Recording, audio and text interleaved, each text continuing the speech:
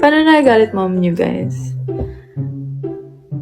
Yung mama ko dati, so, pag bata pa kayo, so, yun talaga, lagi nagagalit kasi bata kasi kami. Tapos, yun, laging, we were very naughty kids. Like, natural na, like, when you're a kid and then you create a mess, tapos pinapagalitan ka. Kalat kay nga naman na, sige magkiat yung dagway nga naman na, sige na lang mo ko, ugaw-ugaw. Kapoy naman ta si limpyo, ani. Pusa nga yung lipang ko, diha, kiat lang mo dagway. Oh. Pero yeah. Ngayon, yung mom ko pag nag-alpa,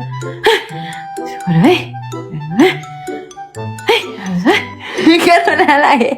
Ha? Ano to? Anong aso ba yan? Ay, amok ba yan? Kapay. Ay, ikaw na eh. Ay. Gano'n na. Parang wala nang lumalabas na words. Ay, sabi. Kapay kayo. Wow, kayo. Ay,